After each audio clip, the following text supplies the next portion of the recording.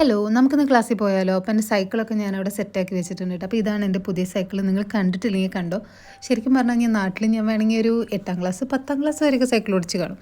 അത് കഴിഞ്ഞിട്ട് പിന്നെ ഞാനിങ്ങനെ ആലോചിക്കായിരുന്നു, യൂണിവേഴ്സിറ്റിക്ക് സമാധാനമായിട്ട് കാർ ഓടിച്ച് പോകേണ്ടിരുന്ന ഞാനാണ് ഇപ്പോൾ ഈ നാട്ടിൽ വന്നിട്ട് സൈക്കിൾ ഓടിച്ചുകൊണ്ടിരിക്കുന്നത്.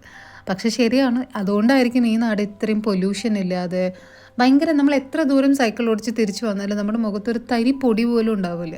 കാരണം അത്രയും ക്ലീൻ ആയിട്ടുള്ള എയർ എന്നെ സർപ്രൈസ് ചെയ്യിക്കുന്നുണ്ട്. പക്ഷേ എന്തൊക്കെ പറഞ്ഞാലും നമ്മൾ സ്വന്തം ബൈക്ക് ഓടിച്ച് പോകുന്നതിനും കാർ ഓടിച്ച് പോകുന്നതിനും സുഖമൊന്നും സൈക്കിളിന് ഇല്ലയെന്ന് എനിക്ക് പറയേണ്ടി വരും. ചിലപ്പോൾ പോകെ പോകെ ഞാനതിന് യൂസ് ടു ആവുമെന്ന് നമുക്ക് നോക്കാം. തിരിച്ചു വന്നു കഴിഞ്ഞപ്പോൾ എനിക്ക് കുറച്ച് ഫുഡൊക്കെ ഉണ്ടാക്കിയിട്ട് കഴിച്ച് ഇന്നത്തെ ദിവസം വൈൻഡപ്പ് ചെയ്യാമെന്ന് വിചാരിച്ചു. ശരിക്കും പറഞ്ഞാൽ വീട്ടിൽ കുറേ കാര്യങ്ങളൊക്കെ ചെയ്തിരുന്ന ഞാനിവിടെ ഈ ചെറിയ സ്റ്റുഡിയോ അപ്പാർട്ട്മെൻറ്റിൽ എൻ്റെ മാത്രം കാര്യങ്ങൾ ചെയ്താൽ മതി. നാട്ടിലായിരുന്നപ്പോൾ എന്തൊക്കെ കാര്യങ്ങളായിരുന്നു ചെയ്യേണ്ടതെന്ന്. യൂണിവേഴ്സിറ്റി പോകണം, കുട്ടിയെ നോക്കണം, വീട്ടിൽ കാര്യങ്ങൾ നോക്കണം, ഗുണ്ടപ്പനെ നോക്കണം, ഫുഡ് ഉണ്ടാക്കണം, വീട് നോക്കണം, ഗാലറി നോക്കണം, എന്താ